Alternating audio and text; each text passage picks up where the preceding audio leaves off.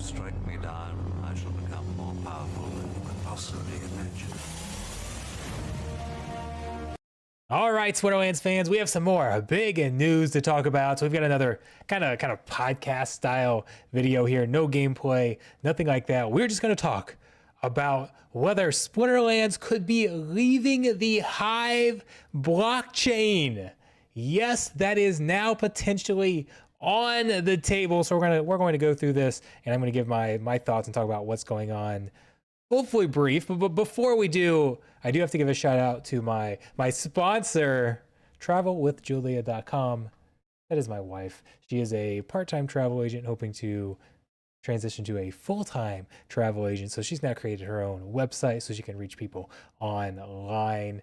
If you guys are traveling anywhere, be sure to reach out to her. It is completely free. Using a travel agent is completely free. They get paid by the hotel, the airline, etc. to help make your travel more hassle-free, make it easier for you. And oh, by the way, she might, maybe she might just have some connections to somebody who you could pay in crypto with. Maybe you could pay in SPS if you want to travel someplace.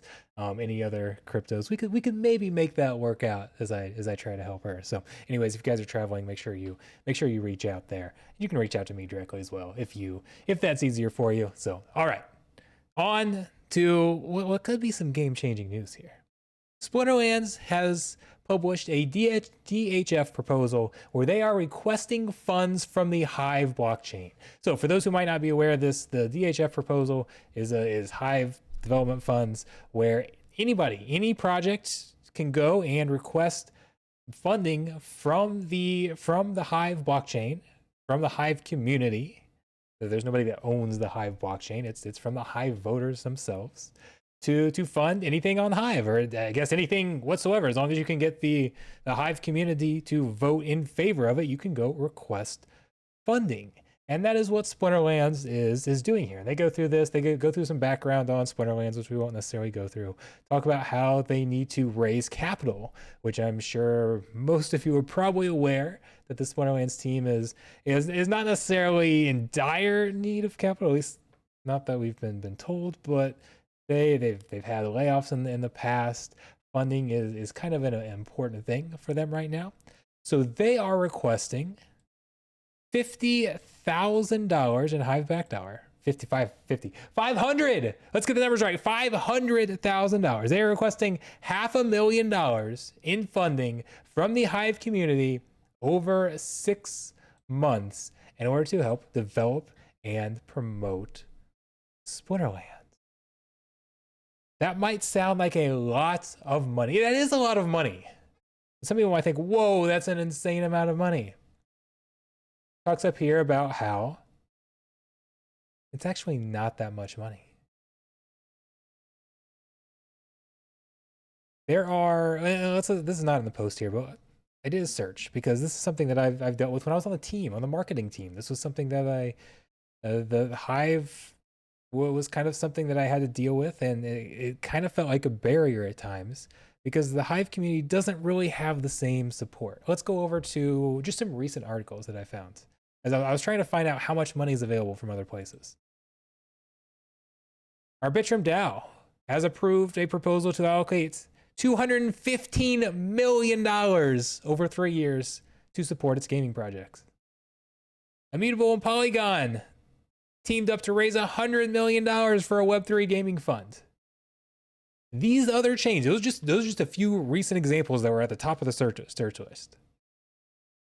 These gaming chains have grants. They have, whether it's grants, whether it's investors, they have all sorts of money that they are trying to throw at Web3 games in order to get, because they know that if people go for the game, that's how they get onboarded to the chain. And we've seen that a lot with Hive. A lot of people only know of Hive because of Splinterlands. Splinterlands is like the ultimate marketing tool for the Hive blockchain. Chains know this, so they are throwing money at games to try and develop games to try and get them to come to their chain. 500,000 is nothing. And Matt here in his proposal, when he's talking about funds, Yeah, and in fact, most of the other top blockchains have specific VC funds and/or grant programs to encourage projects to build on their chain. Nearly every investor call I've been on for Splinterlands has had a lengthy discussion about why we use Hive instead of other more prominent chains with a much larger ecosystem and market caps. And often, despite our best attempts to explain the benefits of Hive, the investors are only interested if we were to move the game to their preferred chain. Says he has no interest in moving the game to another chain, as he believes Hive is the best. But if we're unable to raise the capital we need, then it is possible we could be forced to do so at some point in the future. There has been a lot of talk about this. I have complained about Hive a lot, even going back to when I was the marketing team on Splinterlands. Hive is a massive barrier for Splinterlands, okay? And it really doesn't have a lot to do with the function, although it is.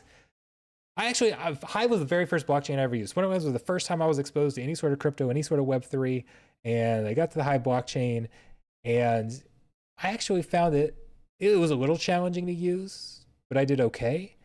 Having usernames that are their wallet names that are your username and not just strings of numbers.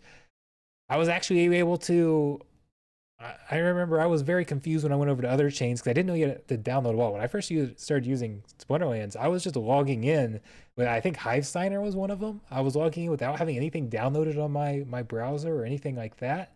And I remember being very confused having to what a wallet was and what a wallet plugin was when I went to another blockchain. I don't know if it was Binance, whatever chain I used next. And I thought those were much more difficult. But that's not how most people start. Most people don't start with Hive. When you're coming from using MetaMask or some other wallet, coming from ETH, coming from BSC, whatever the case is, and moving over here, it's very, very different. So it's just like I was confused going the other way. They get confused coming over this way. It's confusing for people trying to sign up for blockchain if they've never used it before. It's confusing for people who are in Web3 coming over and trying to use a different blockchain that doesn't work the way they expect it to. They've got these expectations of how blockchain works, and Hive works very differently. So it kind of gets confusing.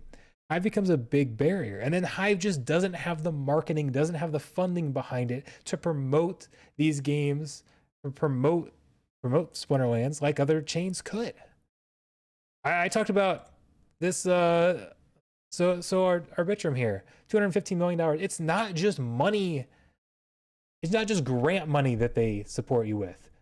Those of you who follow my channel may have known that I did what was it, like a 12-week, I can't remember how many weeks it was,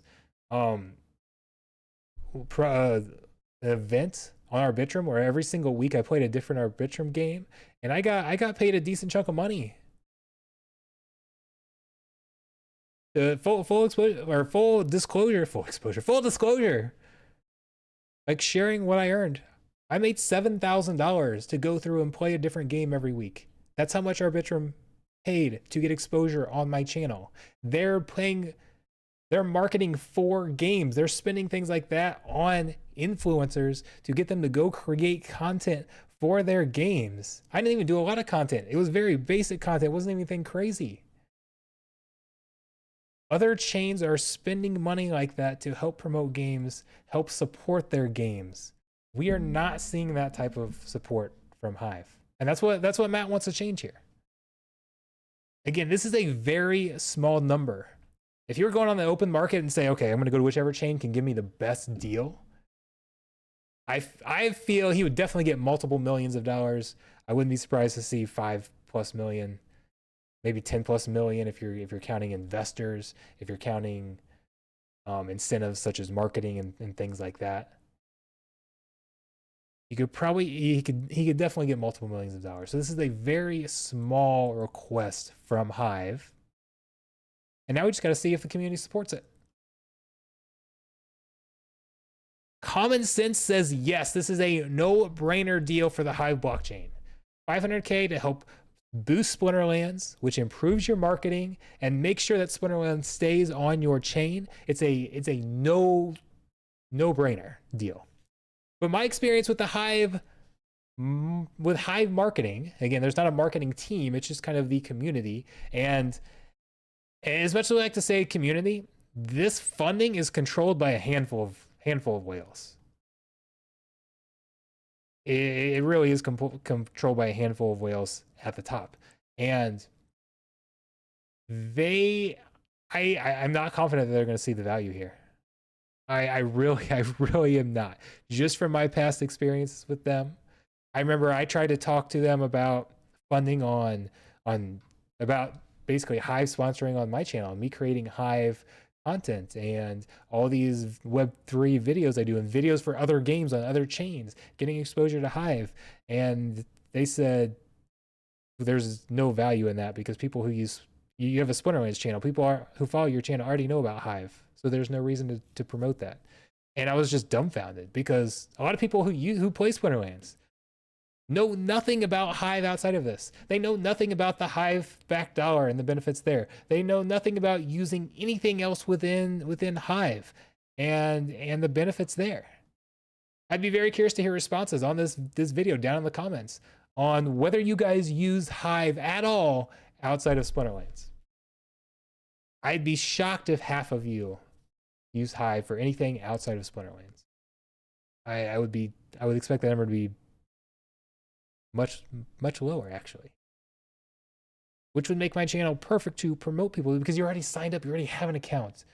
There's no barrier there. It's just about knowledge and being able to use some of the other apps, other games, other whatever the case is, other DeFi opportunities, other social opportunities.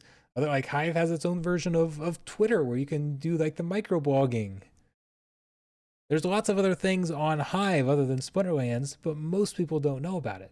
And not only when I talk to them about getting sponsors or getting support, even just in upvotes and things like that, they saw no value. Now, obviously, that's a very different thing than seeing value in an entire game. Maybe, but they just felt so stubborn, and I'm not sure they'll even believe that Splinterlands would move. But to me, this is a win-win. This is absolutely win-win for Splinterlands, to me. Either they get the funding, which will boost the game, help with marketing, help. I mean, we know what the funding can do. We don't need to go through that. Or if they don't get it, and Hive says, no, we're not giving you support, and they push Splinterlands off Hive to a different chain, that's a win.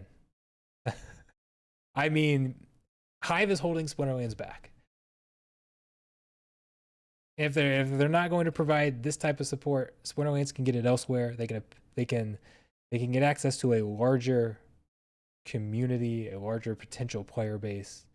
And so either way, I think it's a win-win over what we have now. And I'm thrilled to see this. Absolutely thrilled to see it. So let me guys know, what do you think? What do you think about Hive potentially, or about Splinterlands potentially leaving Hive? What do you want the result of this to be? Are you hoping this passes and Splinterlands gets $500,000? Would you rather have $500,000 over 6 months for Splinterlands, or would you rather see them leave the Hive chain and go someplace else? And if they go someplace else, where would you want to see them at? That opens up a whole. We could have an hour-long conversation about other chains and what Splinterlands would look like on other chains, what they need to look for on other chains, how it would work on the different chains. Because I mean, you've got to have some sort of gasless transactions, right? So do you run Splinterlands off chain? If the chain you're on, the chain you're on has gas fees, do you run it off chain and then allow assets to be ported on chain whenever you want? And so you only pay gas fees when you port things on chain and move transactions. You go to there are other fees that are gasless that don't, or there are other chains that are gasless and don't have gas fees that you could go to as well. Does it have to be one of those for Splinterlands to run correctly? Man, that could be a whole in-depth conversation. Come to our live stream. Come to the next live stream. We can absolutely talk about that. Sounds like it'd be something to have some fun talking about while we are playing Splinterlands. I'm ready to get back to streaming maybe tomorrow night, maybe. This can be my goal. We'll see if I can get everything done, get things caught up from my little bit of time off here, get some of these videos made. And we're going to get back to streaming. So thank you guys. See you there.